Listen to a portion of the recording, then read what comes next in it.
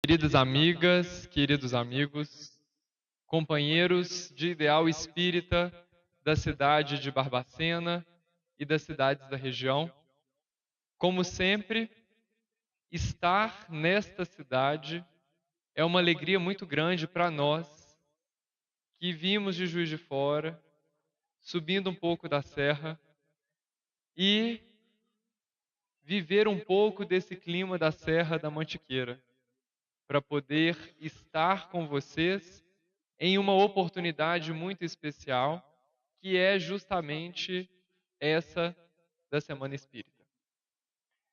Então, com essas falas iniciais, nós rogamos a Jesus que envolva-nos no teu carinho, no amor, na fraternidade, para que as nossas compreensões estejam ampliadas e que nós possamos muito bem aproveitar esses próximos 50 minutos que temos aí pela frente, 50, 60 minutos, para dedicarmos essas reflexões em torno do Mestre. Tá dando para me ouvir direitinho? Tá tranquilo? Eu acho que vai ser melhor colocar esse tripé. Que eu tô vendo que eu vou mexer minha mão aqui e daqui a pouco vocês não estão me ouvindo. Enquanto monta aqui o tripé, eu falei que eu não queria o tripé. Olha só. Falei que eu não queria o tripé. Mas eu tô vendo que eu vou mexer minha mão aqui até e a gente vai falhar.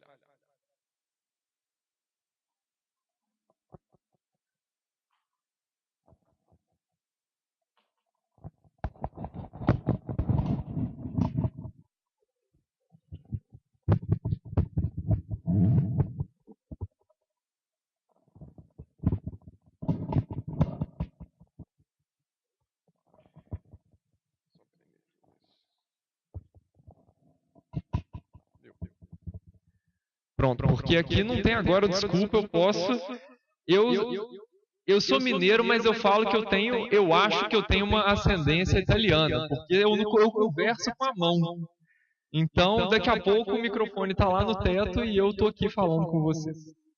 Então, hoje nós temos uma oportunidade muito especial, que é justamente a de refletirmos sobre o Cristo nesse momento tão importante do nosso planeta Terra e justamente com esse tema que é para nós de importante relevo nas reflexões acerca do Mestre. É de conhecimento de todos nós os momentos atuais que vivemos na nossa sociedade. E são momentos que não estão circunscritos à sociedade brasileira. São momentos e experiências espirituais que estão sedimentados em todos os cantos do planeta Terra. Quando nós ligamos o noticiário da televisão, nós somos abarrotados de informações que nos deixam chocados. Informações sobre corrupções, sobre a má gestão da coisa pública, sobre a criminalidade, sobre uma série de questões que até nos traz uma certa impressão de que o nosso planeta Terra, de que o nosso Brasil está ficando cada vez pior.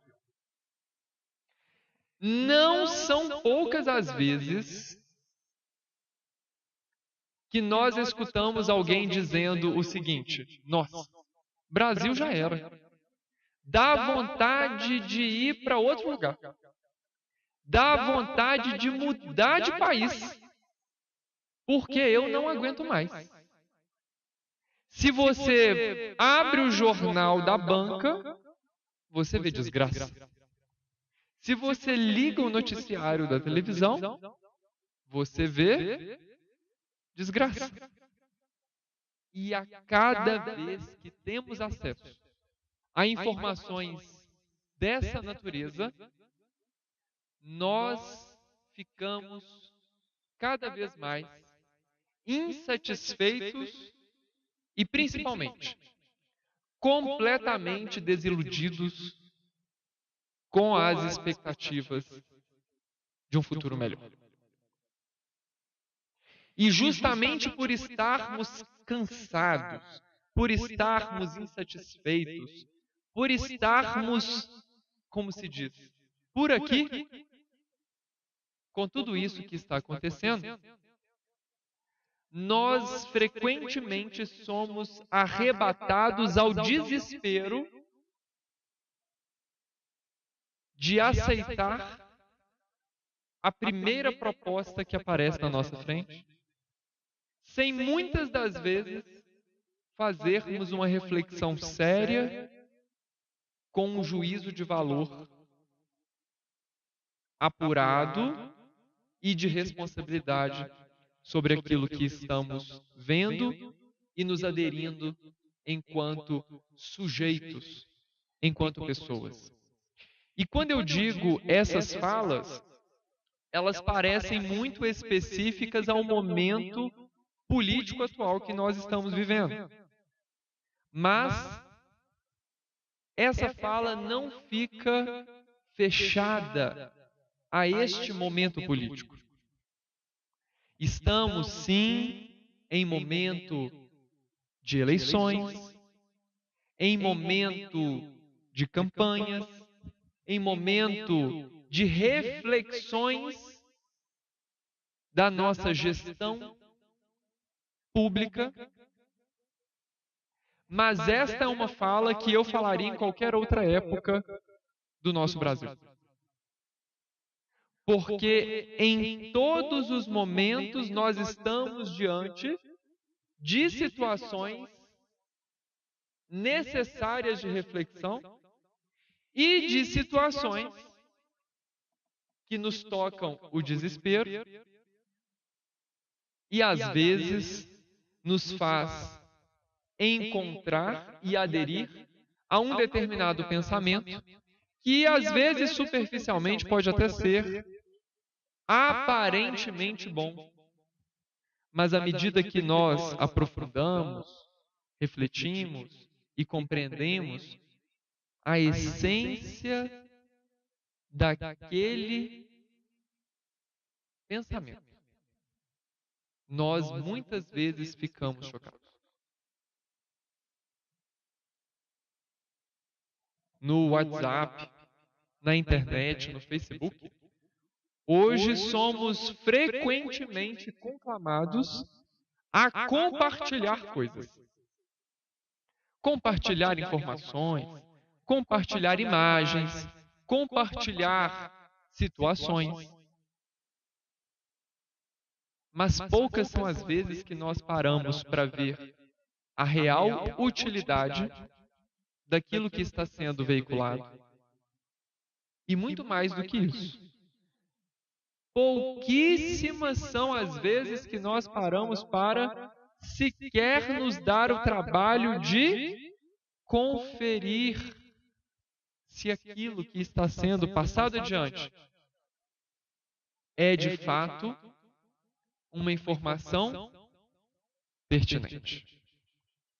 E quando essas informações, quando esses compartilhamentos, quando essas situações alcançam projeções exponenciais, tocam-se pontos psicoemocionais que geram revoltas e insatisfações, às vezes pessoais e às vezes coletivas. E justamente porque estamos em um momento em que os nervos estão à flor da pele, é muito comum nós manifestarmos essa revolta, essa insatisfação, por intermédio de uma catarse emocional.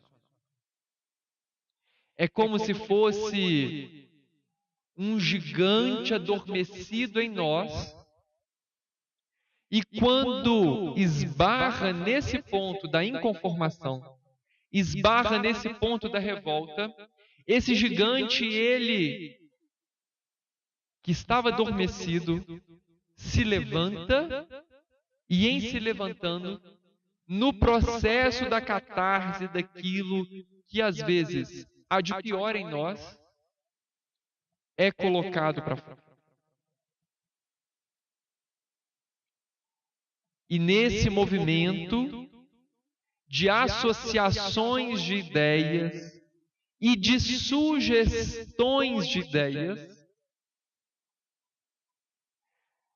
nós vimos encontrando, não só no nosso Brasil, mas em todos os cantos do nosso planeta Terra, momentos de revoltas coletivas, cujos resultados são a dor, o sofrimento, a indignação, a insatisfação e a construção de um momento mais positivo acaba sendo deixado para uma outra oportunidade.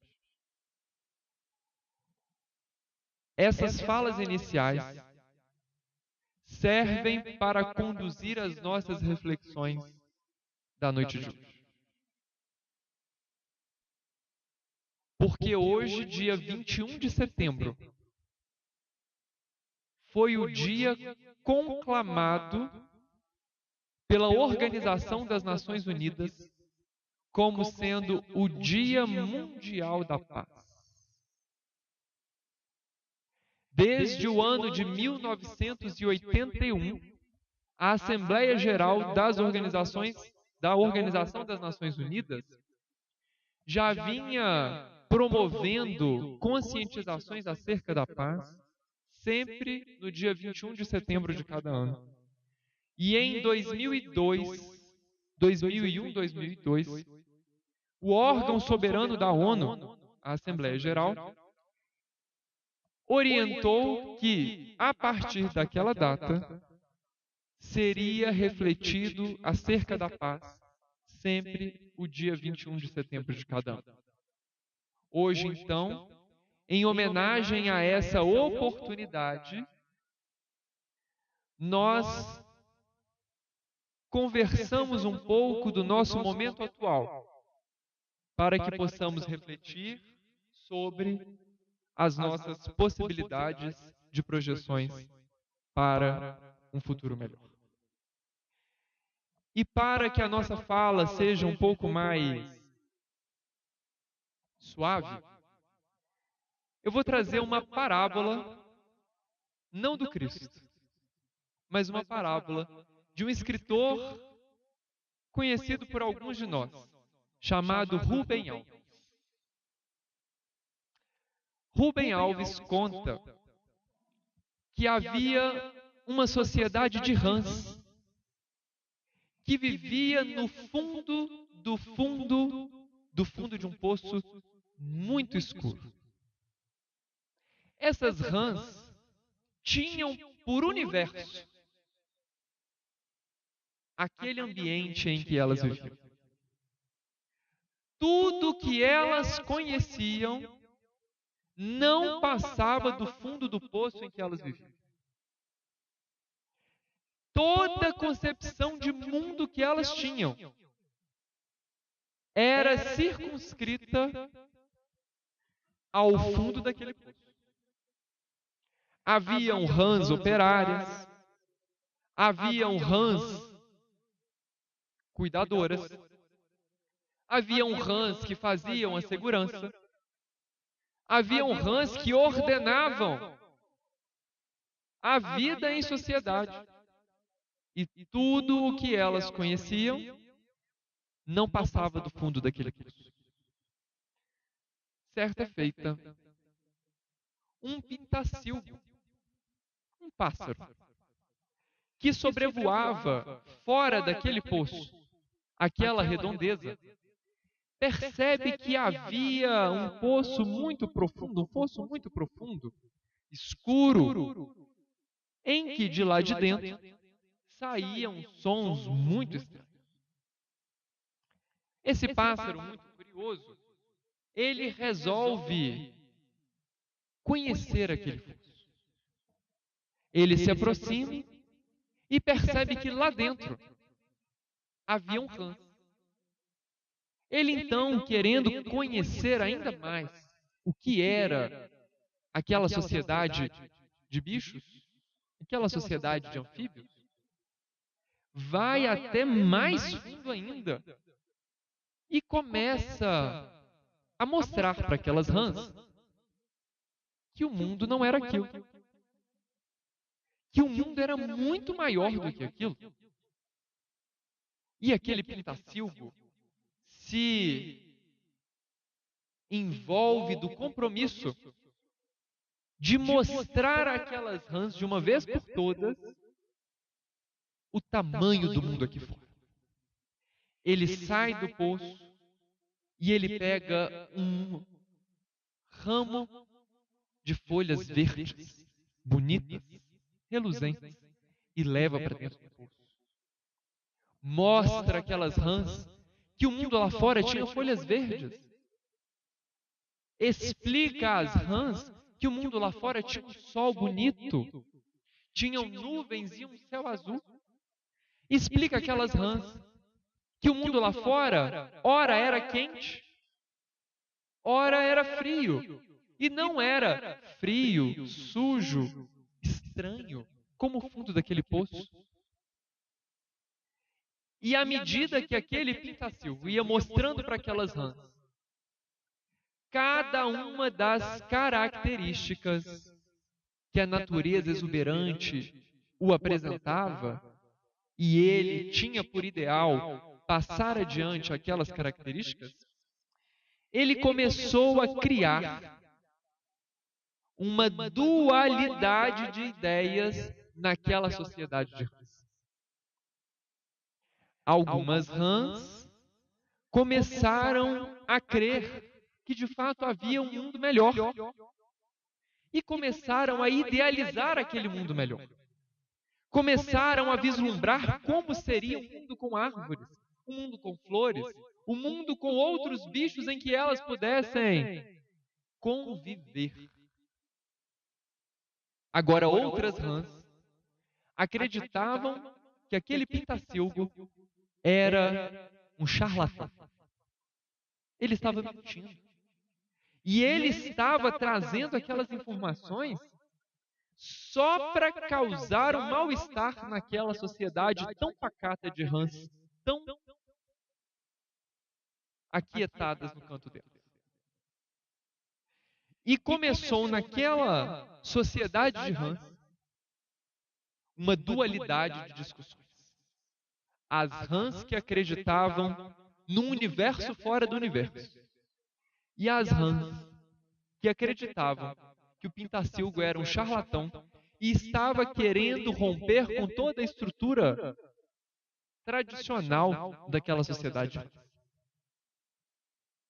A briga foi tão grande, a polarização das ideias foi tão grande,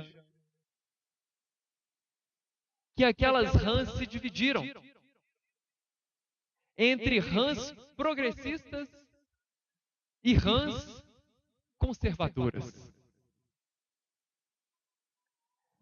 Nada muito diferente do que nós vemos na nossa sociedade. E aquela dualidade de ideias foi uma coisa tão abominável, que a próxima vez que o pintacilgo voltou, as rãs conservadoras o prenderam. E não só o prenderam, submeteram aquele pintacilgo a um julgamento. Porque naquela sociedade de rãs havia processo. E quando chegaram à conclusão daquele processo, determinaram que o pintacilgo era uma ofensa à tradição, aos costumes das rãs, o executaram e o empalharam.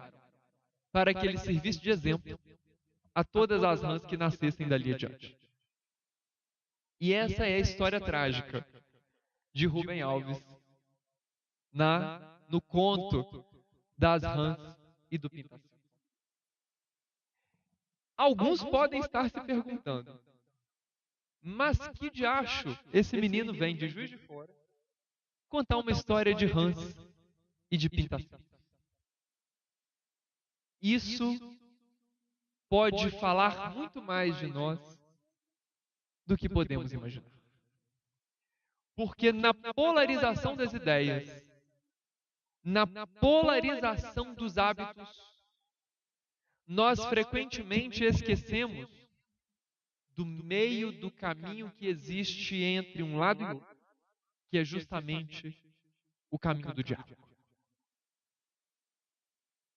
O caminho do meio termo, que é justamente aquele caminho que o Cristo sempre estabeleceu para nós como sendo o ideal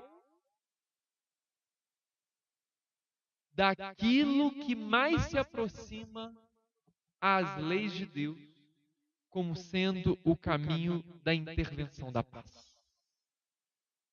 Quando nós nos predispomos a dialogar, a encontrar no outro uma fonte enriquecedora de sabedoria, nós desabrochamos e nos abrimos para encontrar no outro as razões do nosso próprio ser. Sejam elas razões que nós concordemos ou que nós discordemos. Mas sempre o caminho do diálogo. Porque este caminho do diálogo é o caminho da fraternidade. E principalmente, é o caminho da paz. Porque aquele que traz em si a paz não se inquieta e não se perturba. A partir do momento que eu me perturbo, é porque eu ainda não sou paz. Ainda não deixei brilhar em mim a luz da paz. Há momentos que nós nos aproximamos mais de começar a acender essa luz da paz. Mas justamente porque não mantemos o nosso padrão de pensamento alinhado com a luz da paz. E justamente porque nós não vigiamos nas tentações exteriores que nos tiram do padrão de pensamento nível paz, nós falhamos e apenas experimentamos lampejos de paz no nosso dia a dia. Mas aí, muitas são as concepções acerca da paz que nós podemos fazer e que nós podemos habituar-nos a viver para experimentarmos essa paz. Mas muito mais do que simplesmente promover e fazer a paz, o ser pacífico, ele passa por justamente o não ser. Allan Kardec tem um comentário no Livro dos Espíritos que diz o seguinte: o simples fato de não fazer o bem já é em si um mal. Ou seja, para que eu, não façam mal, ou para que eu viva e seja o bem, não basta simplesmente não fazer o mal. Eu preciso fazer o bem. É como se nós estivéssemos em um jogo. Se eu faço o bem, eu ganho 1 ponto. Se eu não faço o bem, eu estou no 0. Se eu não faço o mal, eu estou no 0. Se eu faço o mal, eu perco 1 ponto. Então, se eu estou no 0 e eu perco 1 ponto, eu fico com -1. Mas o nosso propósito existencial é justamente ficar com saldo positivo. Então, se eu estou no 0 a 0 e continuo não fazendo bem, eu continuo no 0 a 0. O meu saldo não fica positivo. Eu preciso promover, eu preciso fazer ação. A ação no propósito evolutivo é o que movimenta e nos traz o saldo, para que tenhamos a nota positiva. E a paz não é diferente. Para que nós experienciemos a paz, não basta simplesmente não incomodar o outro. Porque é muito comum a gente encontrar esse tipo de comportamento. Ah, se não mexer comigo, tá tudo bem. Fulano é enjoado. Lá em Juiz de Fora acontece com muita frequência. Aqui em Barbacena eu sei que não é assim. Mas as famílias em Juiz de Fora costumam ter alguns entraves, algumas discussões. E aí a gente encontra pessoas que viram e falam assim: ó, pode falar o que você quiser, só não vira pro meu lado. Se não virar pro meu lado, tá tudo bem. No trabalho, nas relações sociais como um todo, é necessário a promoção e não simplesmente o aquietar. Nesses tempos de polarização, inclusive, isso se torna um desafio ainda muito maior. Há quem tem a crença de que, ou entendimento, de que o político X trará melhores benefícios para a nossa sociedade. Há outros que trazem entendimentos diversos, frutos de bagagens diversas, de que o outro político Y trará benefícios melhores para a nossa sociedade.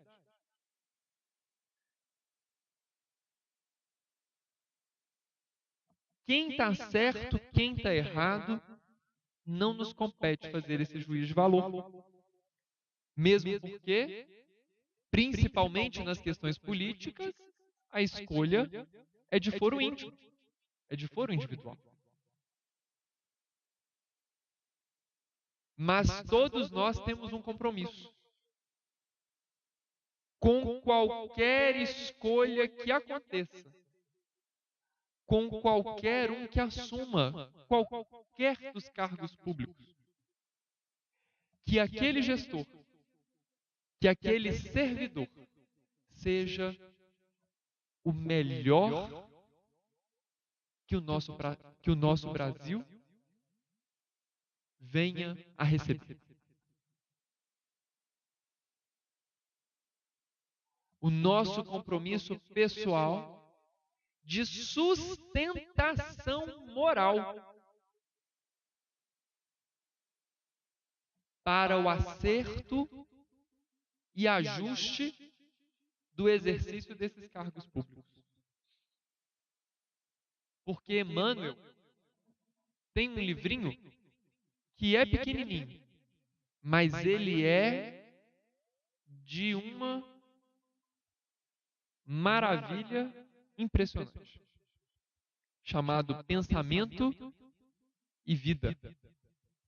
São 30 reflexões acerca da nossa vida enquanto espíritos imortais. E na introdução do livro Pensamento e Vida, Emmanuel diz para nós algo que muitas outras concepções filosóficas e religiosas já dizem no planeta Terra, inclusive o próprio Cristo, há milênios. Há milênios. O nosso pensamento cria a vida que nós vivemos. Tudo aquilo que nos acontece, se buscarmos em essência a raiz de tudo aquilo que vivemos, sempre vamos esbarrar em responsabilidades pessoais. Porque é o nosso pensamento que produz a vida que nós vivemos. Adversidades todos temos. Obstáculos todos temos. Desafios todos vivemos.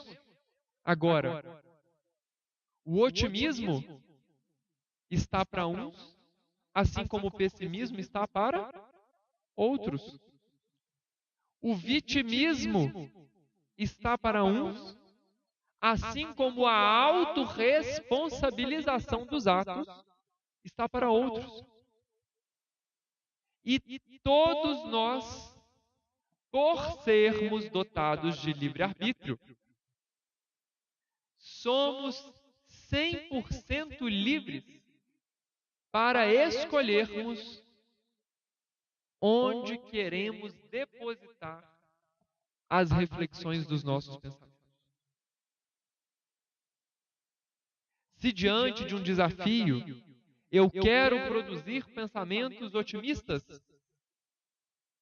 eu tenho essa liberdade. Ou se diante do desafio eu quero produzir pensamentos vitimistas, ai, porque ninguém me ama, porque ninguém gosta de mim, porque ninguém olhou para mim, ninguém pensou em mim, ninguém falou meu nome, ninguém. Eu tenho essa liberdade. A partir do momento que nós assumimos as responsabilidades daquilo que nós produzimos de pensamento, nós começamos a colher os frutos daquilo que nós mesmos em pensamento estamos plantando. Justamente porque a semeadura ela é livre, mas nós colhemos aquilo que plantamos. O filósofo francês Exupéry, conhece? Tem uma frase muito famosa para ilustrar isso daí. Tu te tornas eternamente responsável por aquilo que cativas. A partir do momento que você cativa amor, você se torna responsável por colher e viver amor. A partir do momento que você cativa intolerância, desrespeito, preconceitos,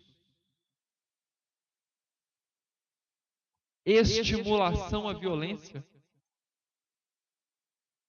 estimulação ao olho por olho, dente por dente, a antiga e histórica lei de Talião. A partir do momento que nós cativamos pensamentos desta natureza,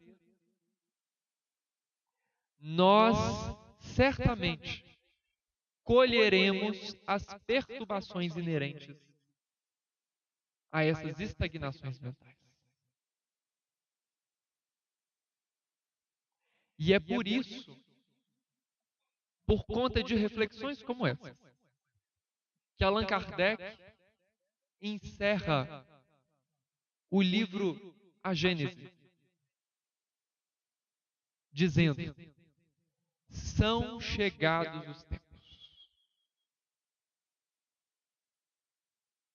E aí, podem se perguntar: são chegados que tempos? Porque os tempos que estamos vivendo são de cataclismas. São tempos assombrosos, assustadores. Há dias que o medo domina a coragem de lutar. Há momentos que dá vontade de sair do Brasil.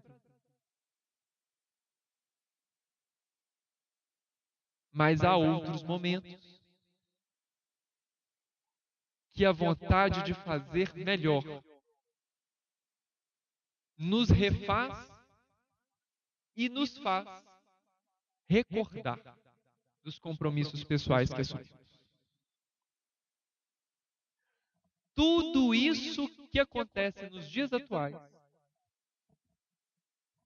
nada mais é do que o movimento natural e legítimo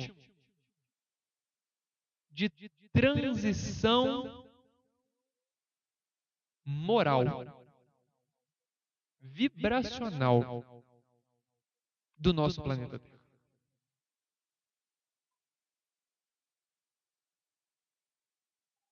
A partir do momento que nós compreendemos a fala do Cristo de que muitas são as moradas da casa do Pai,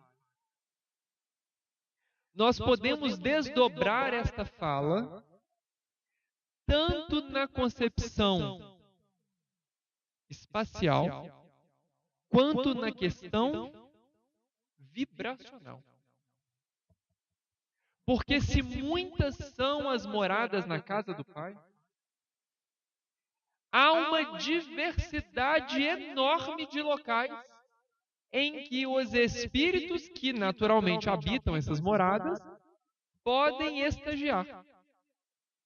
Só que em partindo do princípio de que há uma pluralidade de individualidades espirituais, e em se tratando de indivíduos, somos únicos, somos distintos, e cada um trazendo a sua genética espiritual própria, o seu DNA espiritual particular, a sua, entre aspas, biometria, a sua digital espiritual.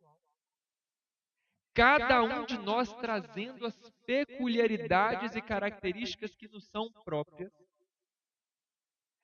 Temos também que compreender que não só o Cristo falava de diversidades de locais físicos em que esses espíritos criados pelo Pai habitam, mas também de uma diversidade de gradação de ambientes para bem receber a mais diversa característica de espíritos, as pluralidades de espíritos e de características que existem no universo. Vou dar um exemplo do que aconteceu aqui hoje.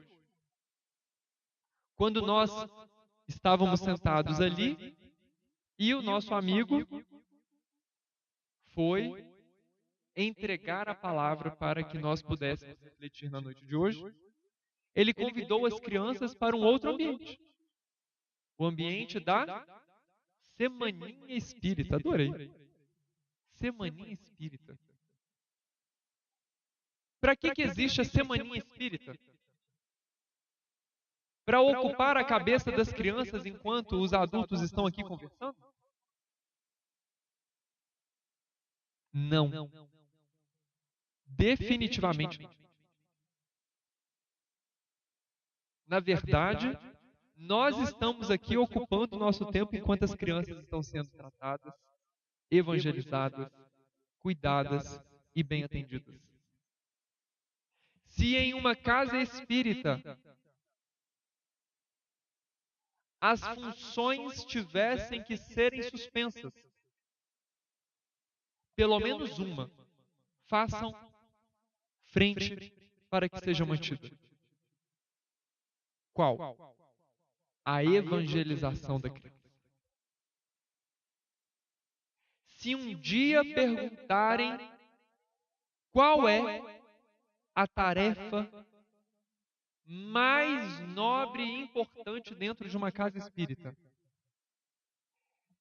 eu afirmo com 100% de convicção: é a evangelização da criança.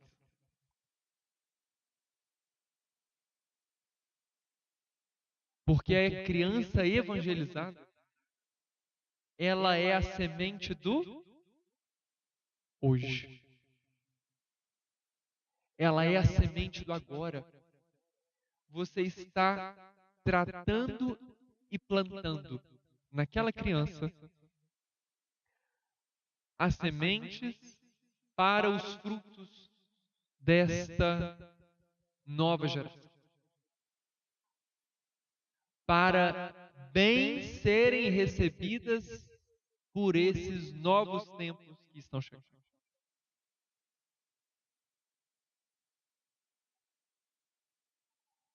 Se houver uma criança bem evangelizada, chegamos ao ponto até mesmo de não serem mais necessários atendimentos fraternos, reuniões mediúnicas, atividades de assistência. Porque a evangelização traz a luminescência da própria consciência. E a evangelização sendo bem feita, com dedicação, com carinho, com empenho, com amor,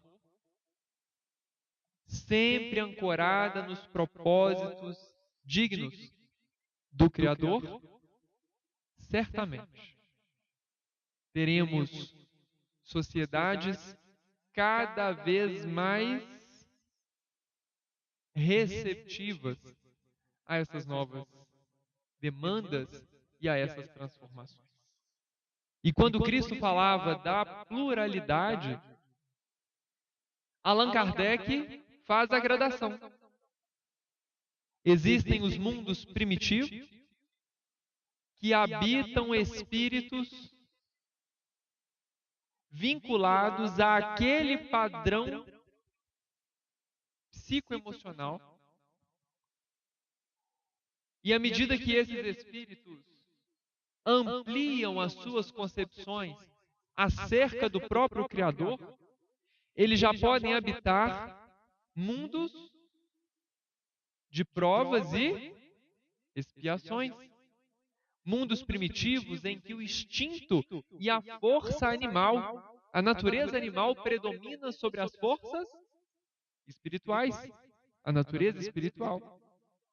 E à medida que aquela consciência, que aquele espírito vai se ampliando e vai se envolvendo cada vez mais com os dizeres e os caracteres da lei de Deus, ele progride a um ambiente mais adequado ao seu novo momento vibracional, chamado provas e expiações, onde ele já começou a entender elementos essenciais da lei de Deus e ele já está pronto para dar testemunho daquilo que aprendeu. Ele está pronto para provar. Eu provo o que eu aprendi. E não só, ele já está consciente o suficiente para expurgar para lapidar, limpar aquilo de impureza que ele acumulou até aquele momento, que é justamente a expiação, fruto dos pensamentos que ele plantou. Ele mesmo planta e ele mesmo colhe por intermédio da expiação. Lê do engano quem crê que é Deus quem faz esse movimento. Deus, na verdade, o Criador, ele nada mais faz do que administrar as leis naturais. Leis essas que exercem influência soberana sobre cada um de nós. E é da própria lei que nós mesmos, por intermédio da lei de ação e reação, ou causa e consequência, causa e efeito, experimentemos esses processos de, em distorcendo a lei, em infringindo a lei, em distanciando da lei, expiemos para entender essa própria lei. É tirar a impureza, extirpar o pensamento do equívoco. E a partir do momento que este espírito, que este ser, já consegue dar provas daquilo que está aprendendo, já consegue expiar aquelas impurezas e já começa a balancear a sua natureza animal junto à natureza espiritual, esse espírito já pode viver em um ambiente diferente. Um novo ambiente chamado mundo de regeneração. Mundo de regeneração. No mundo de regeneração, ainda existem as dores. Ainda existem alguns escândalos. Ainda existem alguns políticos descompensados. Ainda existem pessoas como nós. Mas já estamos em um ambiente em que podemos respirar um pouco mais aliviados, porque nós já conseguimos vislumbrar o que está adiante. Nós já conseguimos ver o que está além. E já conseguimos antever o caminho que nós estamos seguindo.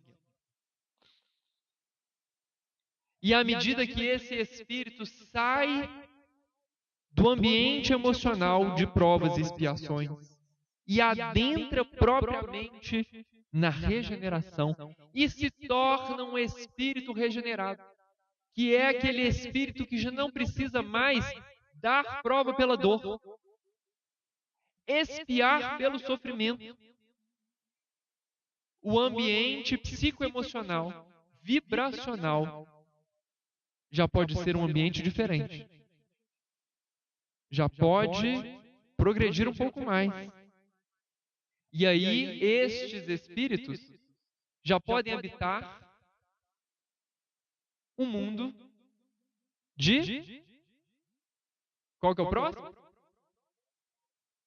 Regeneração, nós estamos saindo. E o próximo agora é mundos ditosos ou felizes. São mundos onde aí sim o bem já existe em maior predominância, quase que 100%. É o mundo onde nós conseguimos experimentar a felicidade, porque já estamos mais próximos da verdade da vida, da verdade em essência, que é o próprio Criador. E à medida que nós nos aproximamos dessa verdade em essência, dessa verdade essencial,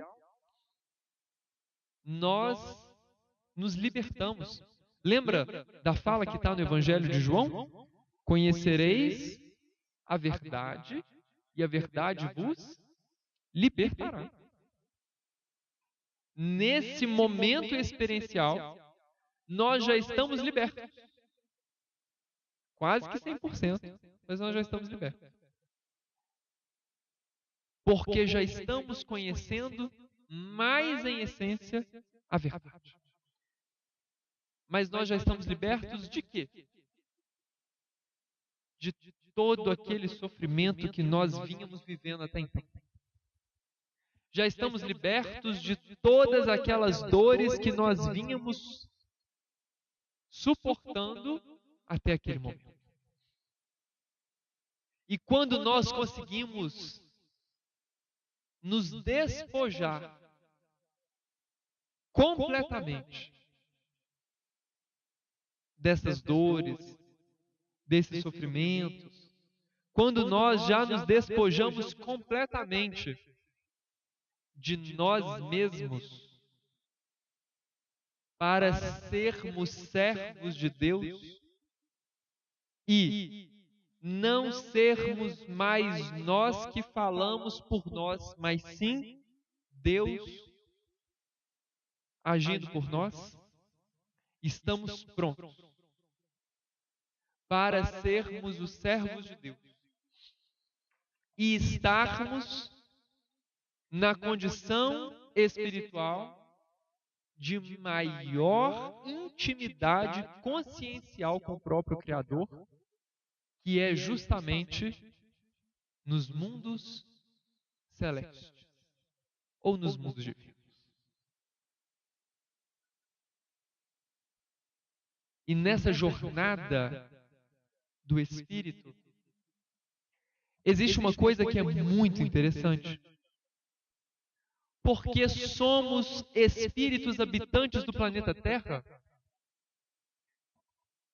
muito semelhantes a colegas de uma classe, a alunos de uma turma, em que, à medida que o todo se modifica, a série evolui. Nesse movimento evolutivo, nesse movimento de ascensão espiritual, nós às vezes pensamos que essas mudanças acontecerão aí fora e a gente vai embarcar nelas. E vamos seguir o nosso caminho. E vamos juntos para um mundo de regeneração. Mas o movimento é completamente inverso. Porque a regeneração, na verdade, ela não acontece no mundo lá fora. A regeneração, ela só ocorre em um lugar do universo. Dentro de mim mesmo. E a partir do momento que eu, mais ela, mais ele, e todos nós juntos, nos regeneramos intimamente, criamos um somatório de regenerações íntimas, que vai promover uma regeneração coletiva. E aí sim alinhar-se àquilo que já é, em essência, uma expressão máxima da vontade de Deus, que é a própria natureza em si. Porque isso tudo que está ao nosso redor e que existe e persiste de forma perene no universo, no planeta Terra, independentemente da vontade do homem, são reflexos do amor de Deus. E à medida que nós nos regeneramos intimamente, nós nos aproximaremos cada vez mais desses reflexos do amor de Deus e nos importaremos cada vez mais com eles.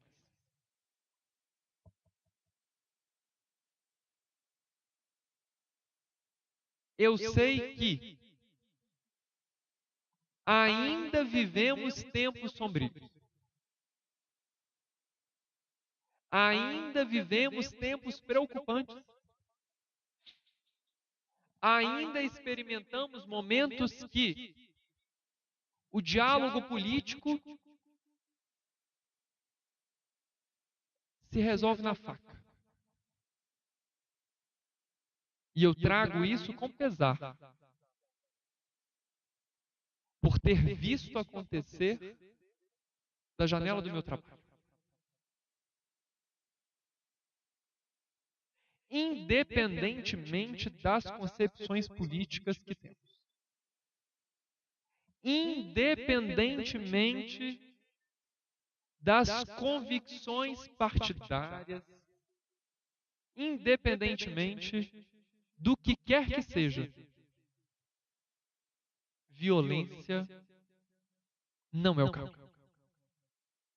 E é lamentável ainda vermos episódios como esses e tantos outros nos dias atuais. É lamentável. Falta do diálogo,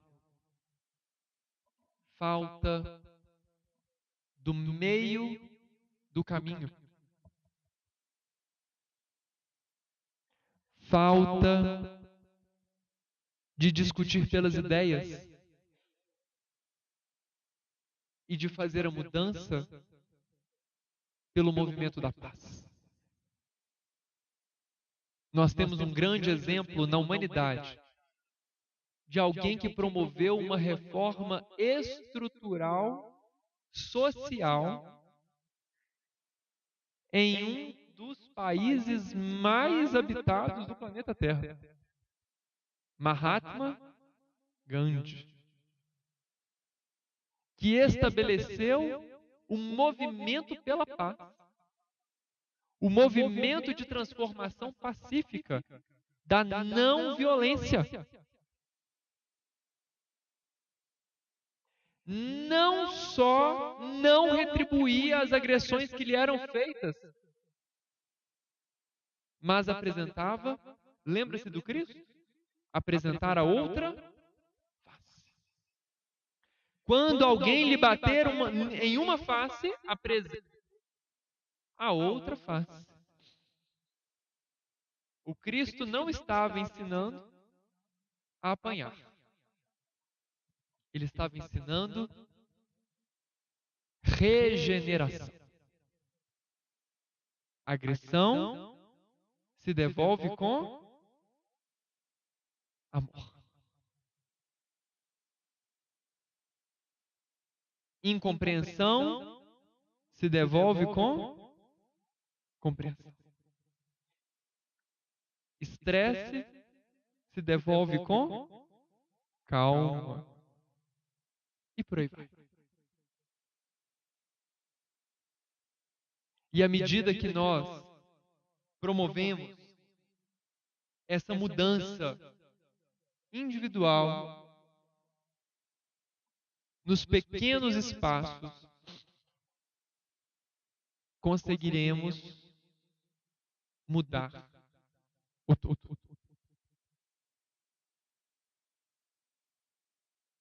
Mas ainda assim, vai ter quem diga: está muito complicado. está muito difícil. Porque tem muita coisa errada acontecendo. E ainda vem Chico Xavier com um livro. Brasil, coração do mundo, pátria do Evangelho. Como que pode? Na pátria do Evangelho, vivermos o que nós vivemos. E aí nós temos duas reflexões para que a gente possa caminhar para o encerramento. A primeira delas, eu busco referência em um guru hindu chamado Satya Sai Baba. Guru, para quem não sabe, é aquele que te tira das trevas. Gu, trevas. Ru, aquele que te tira. Guru, aquele que te tira das trevas. Satya Sai Baba, certa vez, foi perguntado justamente sobre os momentos delicados que o nosso planeta Terra vive. E ele deu uma resposta fantástica. Eu vou reproduzir a resposta para que a gente possa entender, cada um pelas nossas próprias convicções. Ele dizia assim: numa casa há uma dispensa de alimentos. E essa dispensa de alimentos é justamente o local em que se cuida da limpeza com maior atenção. Justamente porque é lá que são guardados os alimentos. E justamente por serem guardados os alimentos naquela dispensa, não pode ter baratinhas, não pode ter ratinhos, não pode ter bicho. Tem que ter muita higiene, muito cuidado. E um belo dia, aquela dispensa que era cuidada, limpada, com muita frequência, tinha acabado de ser faxinada e a lâmpada queimou. E quando a lâmpada queimou, naturalmente ficou escuro. A pessoa foi lá, desenroscou a lâmpada e foi ao mercado comprar uma nova lâmpada. Quando ela olhou a lâmpada, estava escrito na lâmpada 60 watts. Ela falou, então vou comprar uma outra lâmpada igual. Mas chega no mercado, não tinha lâmpada de 60 watts. Só tinha lâmpada de 200 watts, existe? Física não é minha praia. Mas eu acho que tem lâmpada de 200 watts. A pessoa vai lá e compra uma lâmpada de 200 watts. Ela volta feliz e contente porque comprou a nova lâmpada. Coloca a lâmpada e quando a lâmpada acende, ela é muito mais forte do que a anterior. Muito mais intensa. E quando ela olha a dispensa estava nojenta, imunda. E aí ela para e pensa, meu Deus, será que nesse momento que eu saí para comprar a lâmpada sujou isso tudo? O que vocês acham? O que aconteceu? A luz aumentou. E a partir do momento que a luz aumentou, ela conseguiu ver sujeiras que com a lâmpada de 60 watts ela não via. E é exatamente isso que está acontecendo com o nosso planeta Terra. O potencial luminescente do planeta Terra está aumentando. E à medida que vai aumentando, sabe aquelas sujeirinhas que estavam debaixo do tapete? Sabe aquelas sujeirinhas que estavam lá no canto do rodapé? Sabe aquelas sujeirinhas que a gente sequer imaginava que existiam? Começaram a aparecer. E aí causa pânico, causa choque. Mas tem coisas boas acontecendo também. Tem coisas boas. E as coisas boas que estão acontecendo, nós precisamos de fazer de tudo para que elas sejam conservadas. Porque nunca antes na história do planeta Terra nós cuidamos tanto do meio ambiente como nós cuidamos hoje. Poluímos? Poluímos. Desmatamos? Desmatamos. Não estou alheio a tudo que, enquanto seres humanos, fazemos de mal para o meio ambiente. Mas nunca antes tivemos tantos órgãos, tantas organizações, tantas instituições, tantas pessoas atentas ao meio ambiente. Há 20 anos na história, eu tenho 27. Hoje eu vejo o meu afilhadinho de 10 anos de idade aprendendo coleta seletiva. Eu com 10 anos nem sabia o que era isso. Aprendendo a separar o lixo para que ele seja reaproveitado, reciclado e o lixo orgânico seja transformado em adubo. Nunca antes na história do planeta Terra olhou-se para as mulheres com a dignidade que elas merecem. Ainda são tratadas com indignidade? São. Ainda precisamos de uma Lei Maria da Penha para que coíba a agressão contra as mulheres? Precisamos. Mas as mulheres entraram na pauta das discussões prioritárias da sociedade.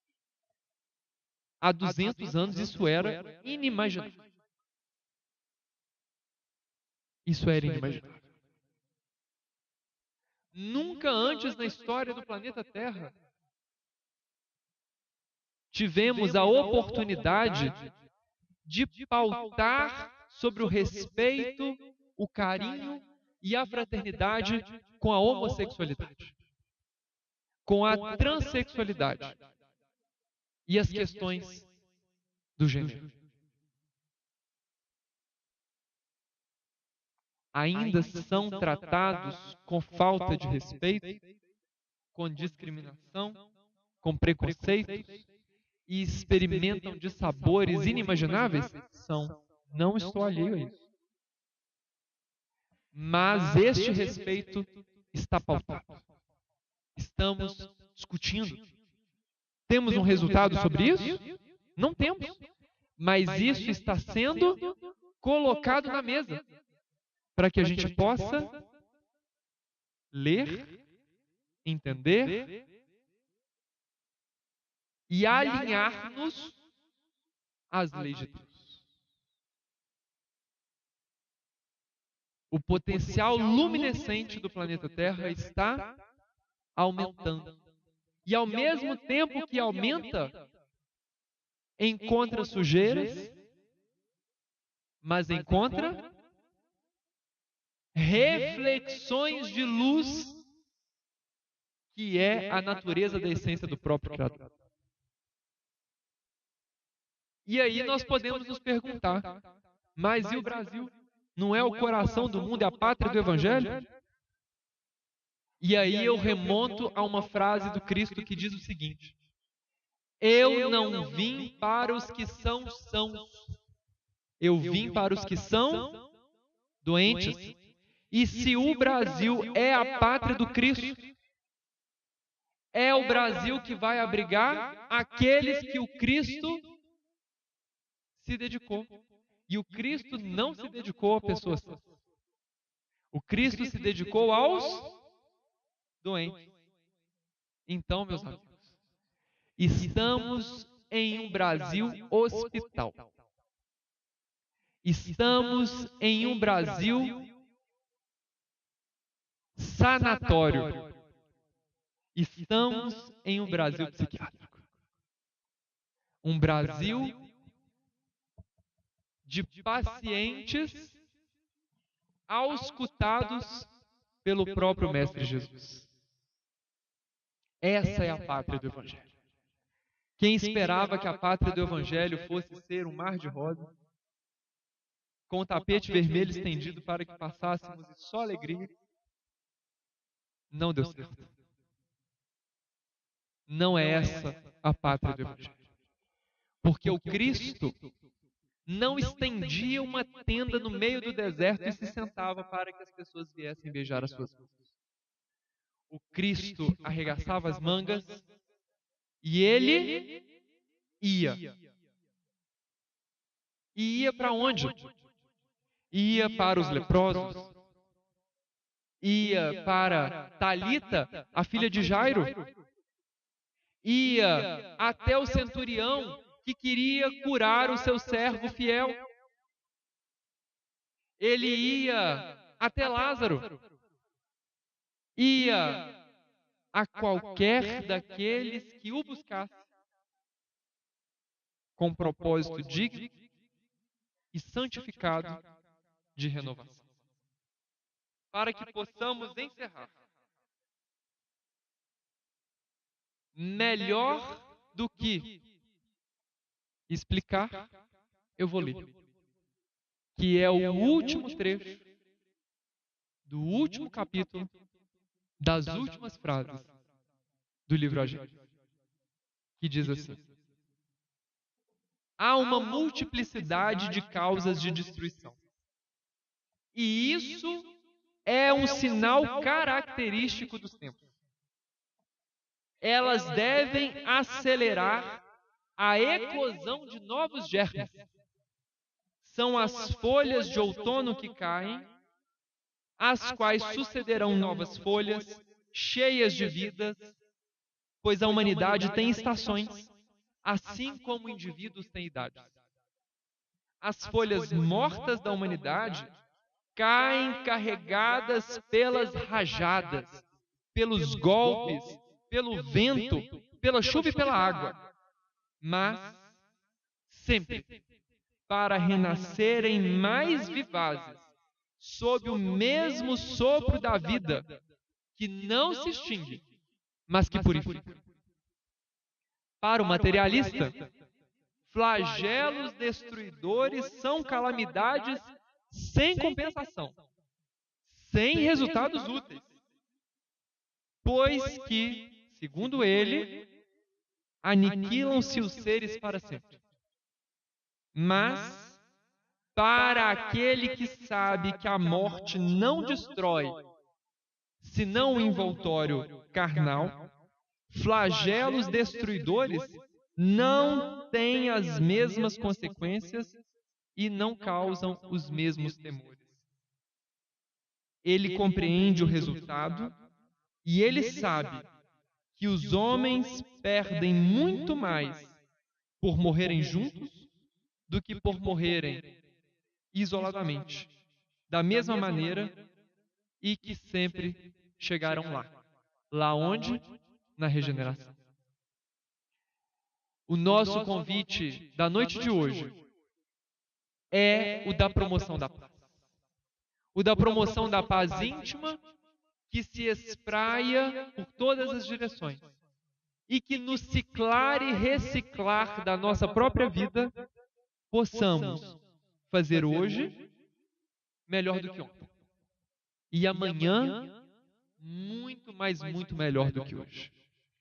Tempos são chegados, mas as responsabilidades deste tempo estão nas nossas próprias mãos. Nós somos responsáveis por tudo o que cativamos. Nós vivemos a vida que nós merecemos. E tudo o que nos acontece, no âmbito micro, no âmbito macro, no âmbito individual, no âmbito coletivo, é fruto daquilo que fazemos da nossa sociedade íntima ou da nossa sociedade coletiva. Agradeço o carinho da atenção de todos, da participação e de estarmos juntos em mais estas reflexões acerca do Mestre e acerca dos tempos novos que são chegados. Possamos todos, como um feixe de varas, estarmos juntos em uníssono, braços dados, ombro a ombro e lado a lado, nesse propósito de regenerarmos.